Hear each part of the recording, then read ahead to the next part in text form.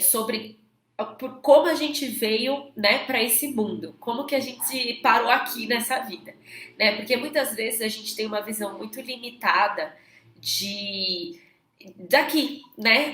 A nossa visão é limitada à nossa vida material, ao que a gente aprendeu aqui, ao que a gente viveu aqui, ao que a gente tem que construir aqui, e a gente esquece que nós somos seres espirituais vivendo uma experiência humana.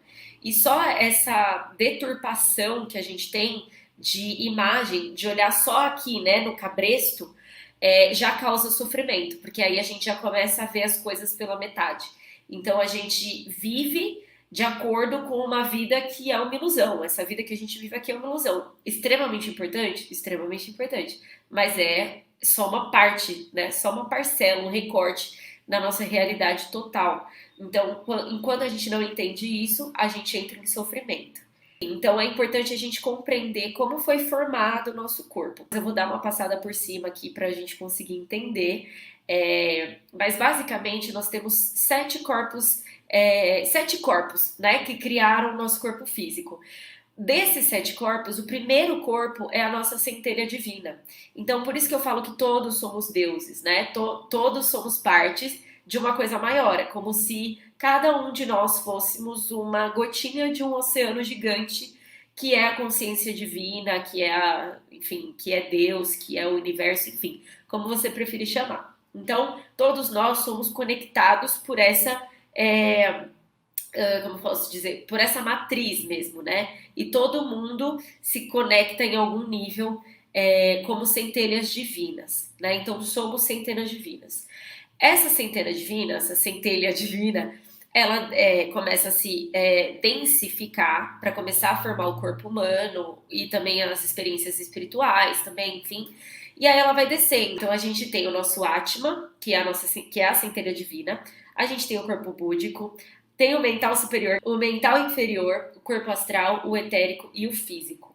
No nosso mental inferior, a gente começa o processo, na verdade, no mental superior, a gente começa o processo de individuação do ser. Então, a gente começa a formar a nossa personalidade, a gente começa a começar mesmo a se tornar um ser ali individual, né? Individual, com a ilusão da individualidade, né?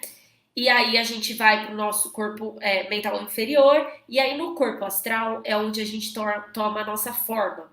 Então, quando a gente desencarna, por exemplo, a gente fica ali parado no corpo astral, que é aquele estado fantasmagórico, né? Que os fantasminhas ficam aí rodeando porque eles ainda não entenderam o que aconteceu, ou eles não querem ir para outros níveis, né?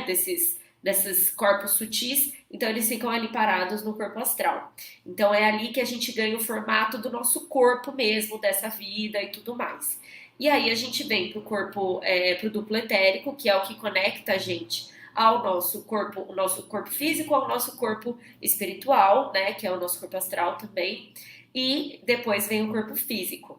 Então, para você ser formado como um corpo denso aqui, materializado, você precisou passar por essas sete etapas. E quando a gente desencarna, a gente passa pela dissoma, né? Que a gente começa a liberar esses átomos, começa a se tornar cada vez menos densos, até voltar a ser uma centelha divina e encarnar de novo, se for o caso, né? Então, existem todos esses processos, né? Que a gente passa para estarmos aqui materializados. O que acontece quando a gente não compreende a nossa experiência material, né? A nossa natureza espiritual, na verdade. A gente se vê só nessa realidade física limitada. E aí a gente sofre, porque a gente não entende o que a gente está fazendo aqui, ou a gente começa a viver como se a gente fosse um bando de robô, né? Que só os únicos assuntos que tem é o que está passando no jornal, né? O que passou lá no Jornal da Globo, no Datena. Ou, hoje em dia, o assunto é a pandemia. Vocês podem perceber que sempre tem uma crise, todo ano. Se vocês anota aí, teve uma crise tal dia, teve uma crise tal dia do ano, tal mês. Todo ano tem uma crise. Sempre vai ter uma crise, né? Para mídia e para essa massificação. Então, se você fica como esse robozinho, você vai estar sempre aí é como se todo o seu potencial espiritual, tudo que você poderia estar fazendo aqui, você não faz nada, porque você só fica repetindo o que você tá ouvindo, que te falaram, que te contaram, você não questiona nada, você não faz nada, né? Então, basicamente, 98% da nossa sociedade ainda vive assim, né? Como robôs. E por isso que eu falo sobre o despertar espiritual, que é justamente quando a gente acorda, né? Tipo, opa, isso aqui não tá certo. Eu não, por que que eu tô vivendo assim? Por que que eu tô fazendo o que eu faço? Por que que eu ajo da forma que eu ajo? Então, isso é o despertar. Você começa a questionar. É fácil, não é? Mas é muito importante a gente começar a olhar para esses pontos, né? Porque aí a gente começa a tirar esses véus, né? Essas ilusões que colocaram na nossa cabeça. Não são pessoas burras que fazem isso, tá? Tem toda uma manipulação generalizada em todos os lados para fazer você ser um robô, né? Para você ficar hipnotizado. Então, quando a gente começa a despertar, por mais que não seja fácil, é justamente o que você veio fazer aqui.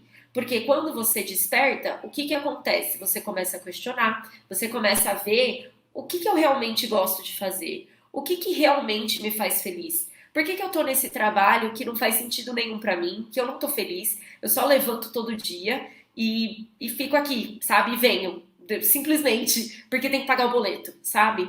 Então você começa a se questionar e aí você começa a olhar pra dentro, putz, eu acho que eu tenho essa crença desse trabalho ou desse relacionamento, que eu sempre tô num relacionamento onde eu sou traído ou onde eu não tô feliz, mas talvez eu tenha essa crença, ela tenha surgido lá atrás, quando eu era criança, quando a minha mãe falou aquilo. Ah, então pode ser isso. Ah, então deixa eu ressignificar. E aí você começa a ter relacionamentos mais significativos, você começa a ter uma vida mais significativa, um trabalho mais significativo, com um propósito mais alinhado com a sua alma, com a sua, o seu corpo, né, que a gente falou mental superior, o Atma, corpo búdico, você começa a ter uma vida mais conectada com isso tudo, que é você mesmo, com a sua essência, né? Você para de ser fantochinho dos outros e começa a viver o que você realmente veio viver aqui.